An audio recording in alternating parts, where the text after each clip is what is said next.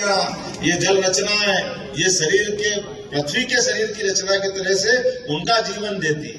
तो मैं उम्मीद करता हूं कि आज के इस आयोजन में आपने जो कल्पना की, सरकार पूरी आपके साथ है।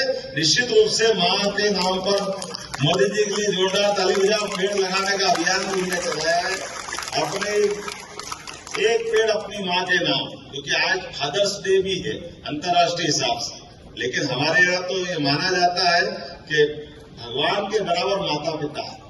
मातृ देवो भव, पितृ देवो भव, गुरु देवो भव। हम तो उनको सबको भी देवता के समान मानते हैं। तो उम्मीद कर रहे हैं कि आज खास आपने संकल्प लिया है और आज ये परमपिता परमेश्वर की एकमात्र सत्ता, हम उसके पुत्र हैं। इस नाते से फादर्स डे के आधार पर भी मैं आपको बधाई देता हूँ आधुनिक दृष्टि से। और गंगा दशमी, सब जलराशियों में गंगा सबको समाहित करती है और हम तो गंगा मिशन में हैं। यहाँ से भूल से भी एक बूंद पानी अगर खसक के जाएगी वो अंततः गंगा जी में जाएगी। तो आज गंगा दशमी की भी आप सबको बधाई और उम्मीद करता हूँ कि ये जो पूरे अभियान है, एक आपने कहा टेस्ट करने का अभियान, डॉक्टर कोठारी जी के लिए भी जोरदार तालियां बजाओ और शंकर भैया के लिए भी, माननीय कैलाश जी भाई के लिए वृक्षारोपण या पौधारोपण के लिए बड़ा अभियान आपने किया है। लगभग 5.5 करोड़ की हमने प्रदेश की कल्पना की, उसमें अकेला इंदौर ही 51 लाख कर रहा, तो हमारे लिए हल्का वजन कर दिया, क्योंकि 55 जिले एक तरफ और आपका जिला एक तरफ। ऐसे में चूंकि ये बात सही है कि सरकार के मुखिया होने के नाते से मैं बात कितनी भी कर दूं तो काम नहीं चलेगा। हमारे यहाँ तो कुछ न कुछ दक्षिणा के बिना पूजा पूरी नहीं होती है, तो ये अपनी सभा भी पूरी नहीं होगी। तो 10 करोड़ रुपया तो नगर निगम से आपको इस अभियान के लिए देने की घोषणा करते हैं और 10 करोड़ फॉरेस्ट से देने की भी घोषणा करता हूँ। मेरी अपनी ओर से इस पूरे आयोजन के लिए बधाई, बहुत बहुत धन्यवाद। महाराज की आज गंगा दशमी है तो गंगा माता की भी जो बोलना चाहिए तो गंगा मैया की। मंच पर विराजमान नर्मदे छिपे महारानी की। मंच पर विराजमान वरिष्ठ मंत्री श्रीमान कैलाश जी विजयवर्गीय जी, जिन्हें बहुत अच्छे से विस्तार से अपना विषय रखा।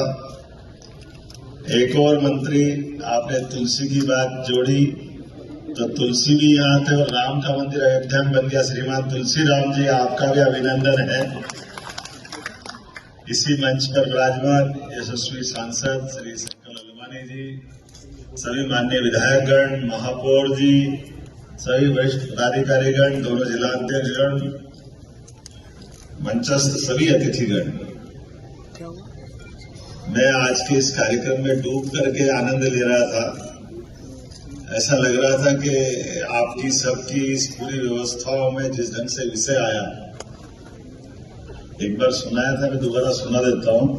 तिरुपति बालाजी में जब लंबी लंबी लाइन लगती है तो लाइन लगने में टाइम पास करने के लिए या मन में भगवान के प्रति भक्ति के कारण से नारा लगाते हैं गोविंदा गोविंदा गोविंदा, और लाइन चलती है लंबी लंबी, 24 घंटे लग जाए, लंबी लाइन रहती है, सो के टाइम पास करती है गोविंदा गोविंदा गोविंदा।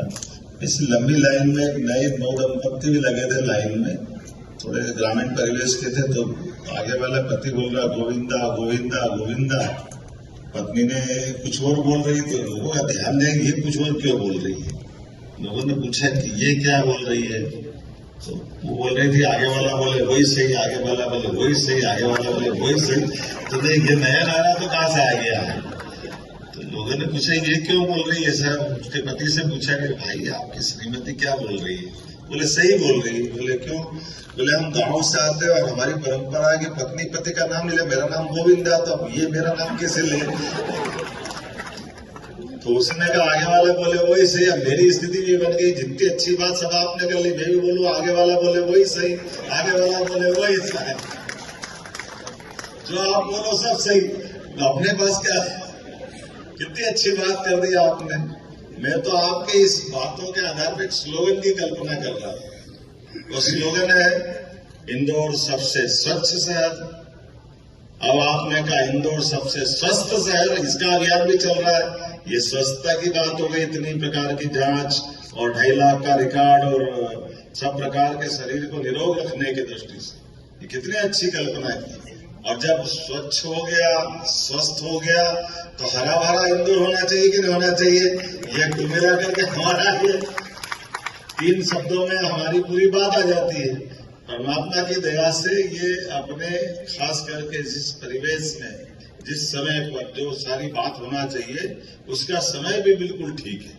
एक एक करके अपन बात देखते जाएं। यशस्वी प्रधानमंत्री के लिए जोरदार अभिनंदन करो श्रीमान नरेंद्र मोदी जी को,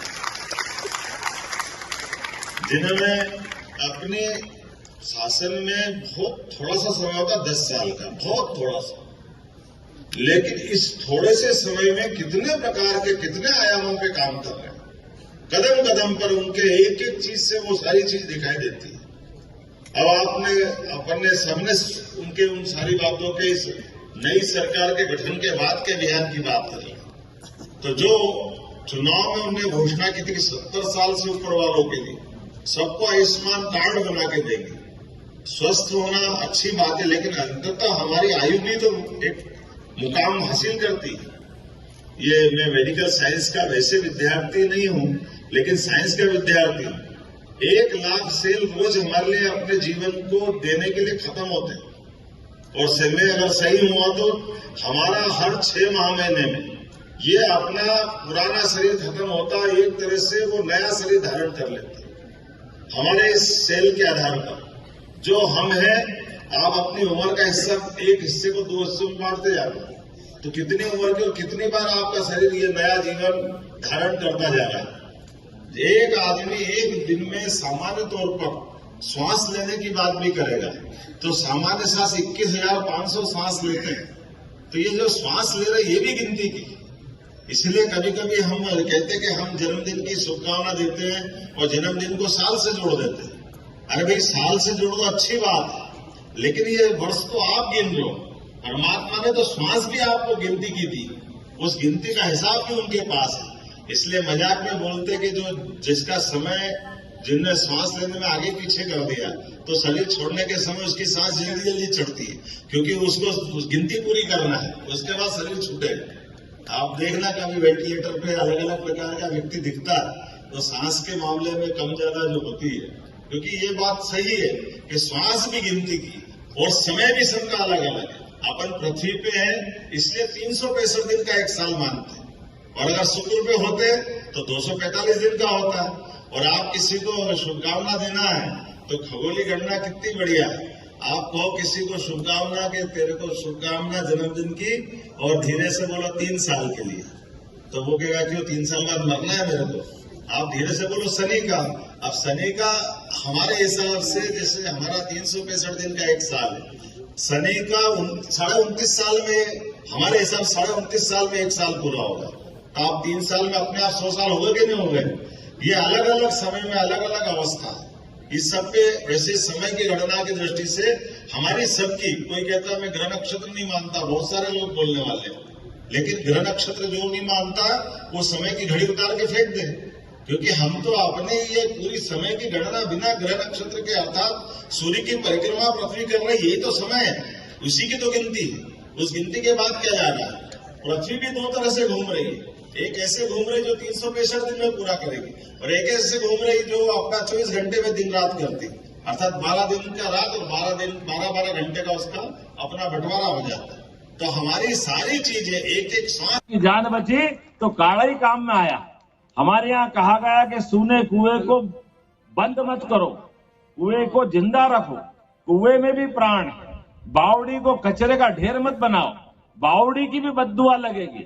तालाब कोई गंदगी का पोखर नहीं है, तालाब की भी आत्मा है, सबकी बद्दुआ लगती है, सब में जीवन है, इसलिए इस सारे जीवन में संजीवन है।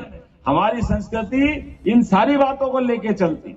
इसी कारण से मुझे इस बात की प्रसन्नता है जब हमारा अपनी सरकार बनी और कहा कि 5 तारीख का पर्यावरण दिवस से हम अपने इस कार्यक्रम की शुरुआत करने के लिए 1 दिन का कार्यक्रम था।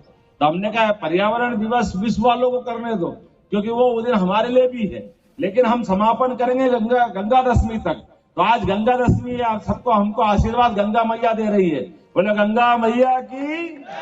और हम तो सब वो भाग्यशाली लोग हैं जो गंगा बेसिन में हमारे सारे जल स्रोत का समापन होता है। ये नर्मदा जी के इधर वाला जितना क्षेत्र है, सारी आखिरकार नदी का, पहाड़ का, पर्वत का जल जो पृथ्वी पे गिरता है, अंततः वो सब गंगा जी में जाता है।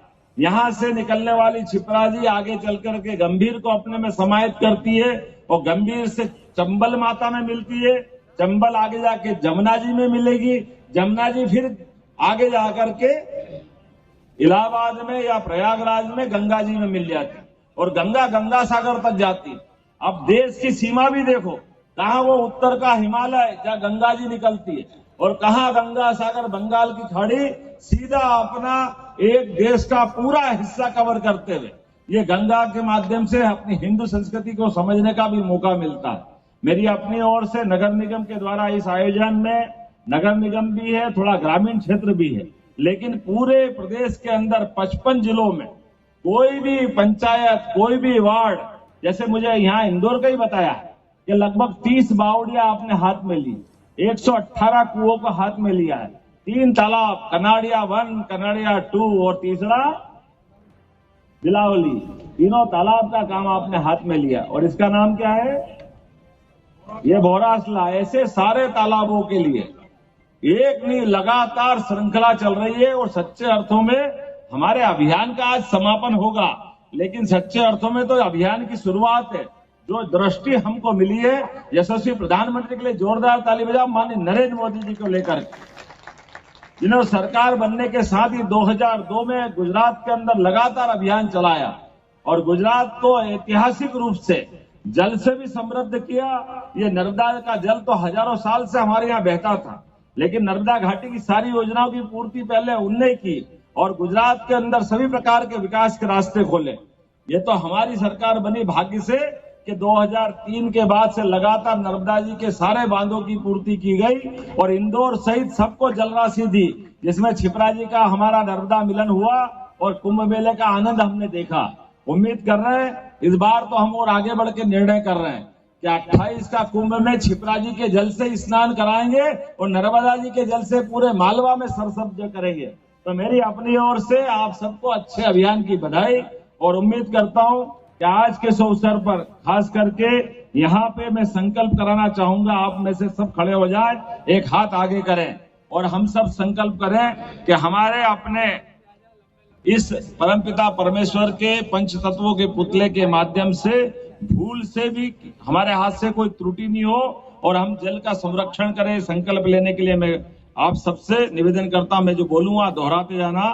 मैं परमपिता परमेश्वर का कृतज्ञ हूं कि उन्होंने क्षिति, जल, पावक, गगन, समीर, पंच महाभूतों की सार्वभौम विरासत हमें प्रदान की है। मैं संकल्प करता हूं कि सभी जल संग्रहण संस्थाओं का